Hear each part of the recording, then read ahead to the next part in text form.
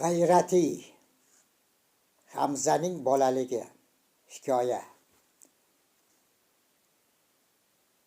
Ashurboy Bolqiyev o'qiydi. Erta kuz so'ridagi tok shabadada asta tebranib, supaga ola chalpoq ko'lanka tashlab turibdi. Tiz cho'kib o'tirgan bolalar tovushlarini baralla qo'yib dars yodlamoqda. Biri Qur'on o'qisa, ikkinchisi Navoiy, uchinchisi Hofiz g'azallaridan takrorlamoqda. Ichkari uydan chiqqan o'rta bo'yli 50 yoshlar chamasidagi Otin buvi supa yoniga yaqinlashib, bolalarning o'qishini bir nafas kuzatib turdi-da, so'ng ufqqa og'ib borayotgan quyoshga ko'z qisib qaragach, "Bas qilinglar", dedi. Bolalar bir zumda jim bo'lib qolishdi. "Ozodsizlar", qo'li bilan ishora qildi Otin buvi. O'qish tugaganini bilgan bolalar apil-tapil o'rinlaridan turib, kitob qog'ozlarini yig'ishtira boshladi. Otin buvi bolalar orasidan Hamzani chaqirib, "Xat mashqini boshlagan o'rtoqlaringni yoningga olib, darvoza oldidagi hujraga kirib o'tiringlar. Hali zamon domlang kelib mashq o'rgatadi. Tushundingmi?" Boshqalarga javob, dedi horg'in bir vaziyatda Otin buvi. Bolalar Otin buviga ta'zim bilan chiqib ketishdi. Otin buvi bo'lsa, 2 qizga hovli supurishni buyurdi. Hamza o'rtoqlaridan Bo'ronboy, Usmonxon, G'ulom va Oriflarni yoniga olib, xat mashq qilishga o'tirdi.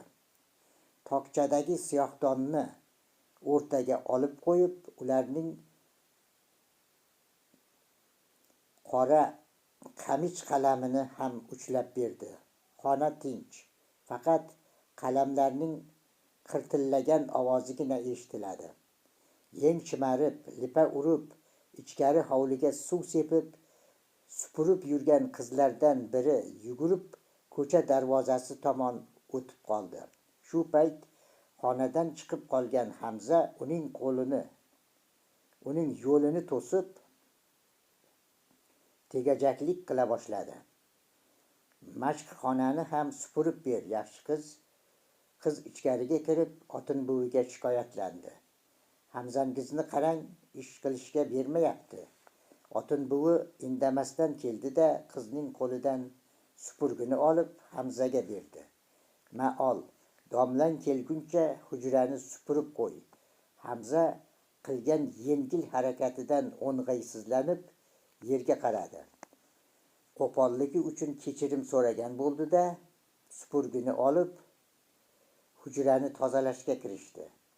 Otin buvi Hamzani ishga solib, ichkariga yurishi bilan eri Isroil qori o'rta yoshli, yaxshigina kiyingan bir do'sti bilan boshlashib kelib qoldi. Bolalar o'rinlaridan turib salom bilan qarshi oldilar. Yugurib ichkariga kirgan Hamza Isroil qori ishorasi bilan ko'rpacha olib chiqib bir chekkaga to'shadi. Mehmon ko'rpachaga o'tirgach, Fotihaga qo'l ochib yaxshi tilaklarni aytdi. Keyin "Chindan tolibi ilm deb shularni aytsa bo'ladi, qori aka", dedi. Bolalarning yozayotganiga asta ko'z qirini tashlab. "Nimasini aytasiz, mehmon? Otin buvingizning ham bularga ixlosi baland", kulimsiradi Isroil qori. "Savod, ilmni Otin buvidan o'rgansalar, o'qigan bilganlarini yozish, husnixat bilan noyob misralarni jilvagar qilish vazifasi kaminaning zimmasida." "Barakalla", dedi uy egasining so'zini e'tibor bilan eshitgan mehmon. "Bularga har qancha tarbiya bersangiz, zoyelik ko'rmaysiz, qori aka." "Albatta", mehmonning gapini tasdiqladi Isroil qori. "Aytganingizdek, hammasi ham tarbiya qilishga arziydigan iste'dodli bolalar. Bular husnixat mashq qilishdan tashqari ulug' shoirlarimizning g'azaliyotlaridan ba'zi bir namunalarini yod olib yuradilar. Rostana, taajjublanib so'radi mehmon. Bularning orasida Hamza degan bir o'g'lonimiz borki, uning tabiatida ba'zi baytlarga taqlid qilib, ma'zumalar bog'lash havasi zohirdir. Isroil qorining gapi tugamasdan Hamza mashqxonaga kirib keldi. Men ta'rifini qilayotganim Hamzaxon degan bo'lamiz, dedi qori qotmadan kelgan novcharoq, qop-qora chuqur ko'zlari yonib turgan Hamzani ko'rsatib. Hamza o'zi to'g'risida borayotgan gapga hayron bo'lib, domlaning og'ziga qarab qolgan edi. Tunov kungi Andijon zilzilasi to'g'risida yozgan baytingni amakingga o'qib berchi, dedi qori. Qanday bo'larkin, taqsir, chalakam chatni yozganman, uyalinqiradi Hamza. Uning o'qib berajak baytiga qiziqqan mehmon ham iltimos qila boshladi. Eshitaylik, shoircha. Hamza o'qib berdi. Bu hukan ahlimiz ham to'ldi, toshdi, haddidan oshdi. Hijobsizlik gunohmush, ko'zni isyon pardasi tutdi. Qo'yib barcha haqiqatni fano ishlarga yo'l tutdi. Ko'rib ham ibrat olmas, na uchun Andijon yer yutdi. Ilohiy andijonlik zilzila birla xabar qilma.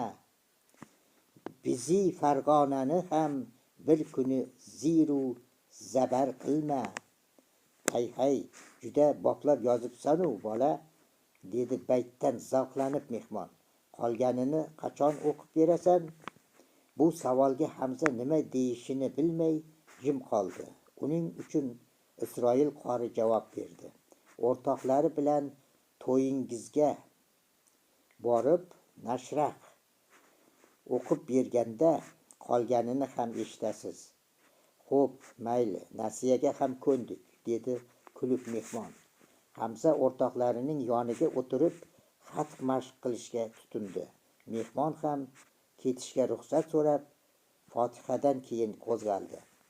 To'y kuni aniq bo'lganidan keyin alohida xabar berasiz-da, dedi ko'chaga mehmonni kuzatib chiqqan Isroil qori. Albatta, dedi mehmon. Men ham ertadan boshlab bolalarni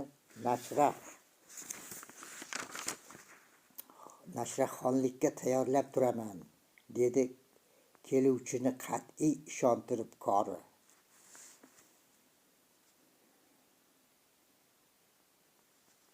Shunday qiling, yana yori do'stlar oldida uyalib qolmaylik, xotirjam bo'lsinlar.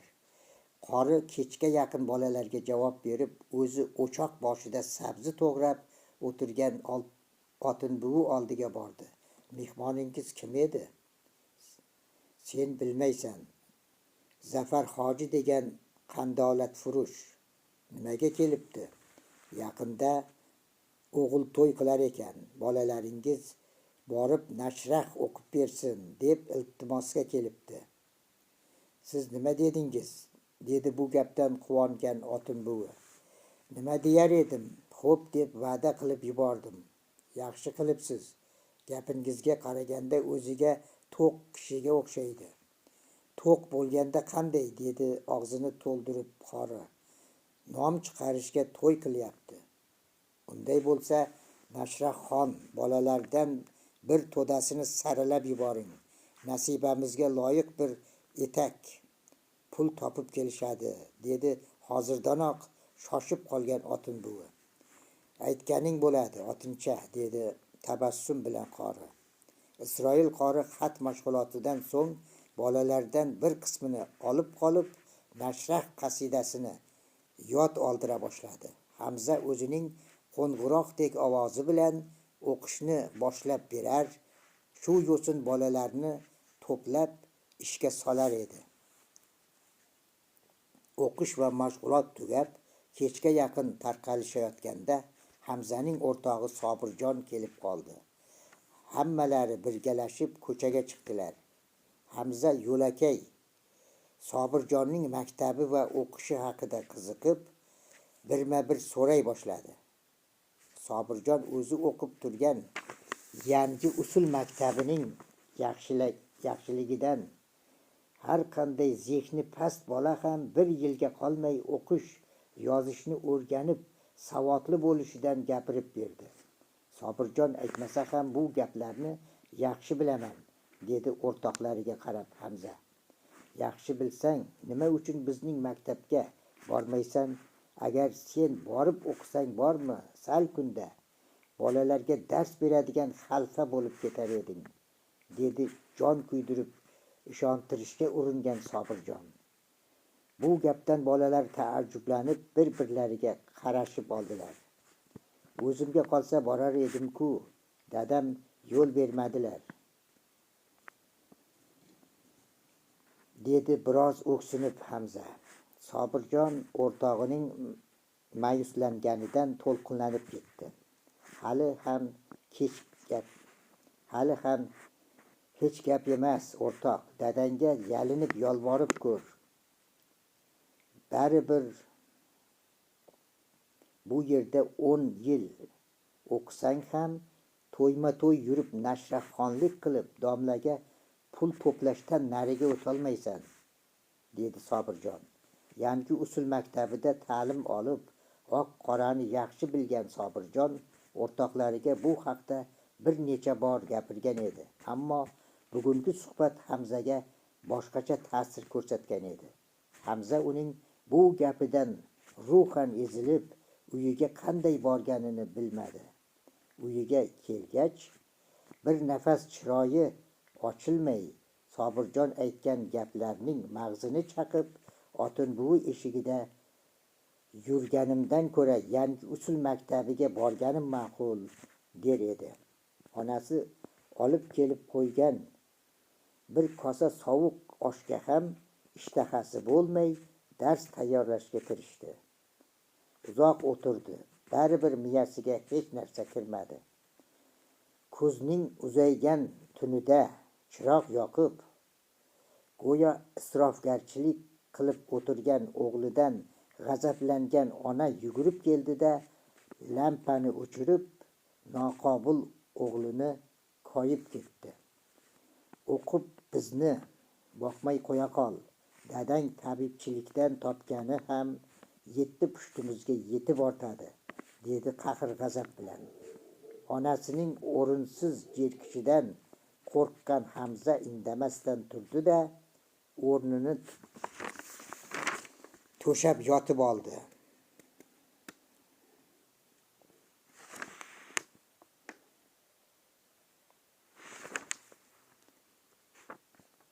Onasi o'lib, o'gay ona tarbiyasida qolgan Hamzaning ko'rgan kunlari shu yo'sin og'ir va achinarli edi. Ertalabki namozdan kelgan otasi Hamzani uyg'otmoqchi bo'lib qarasa, joyida yo'q.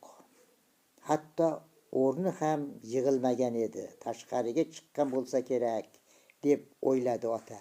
Atrofiga qarasa, tokchadagi kitoblar ustida ochiq bir xat yotibdi. Hurmatli dadam va mehribon onamga, bugundan boshlab o'rtog'im Sobirjonning uyiga ketdim. Mendan xavotir bo'lmanglar. Ikkalamiz birga o'qimoqchi bo'ldik. Bundan keyin Otin buvi maktabiga bormayman. Hamisha yaxshi yurdim, bovujud otim yomon bo'ldi. Shakardek so'zlarim ota-onamga bir tikon bo'ldi. Kechib farzandidan dushmanlariga mehribon bo'ldi. Boshimda ota-onam, men yurarman darbadarlikda. Farzandingiz Hamza deb bilursiz. Hamza do'sti Sobirjon bilan yangi maktabda shu tariqa o'qiy boshlagan. Siz O'zbekiston xalq shoiri G'ayratiyning Hamzaning bolaligi nomli hikoyasini tingladingiz. Uni e'tiboringizga Ashurboy Bolqiyev o'qib e'lon qildi.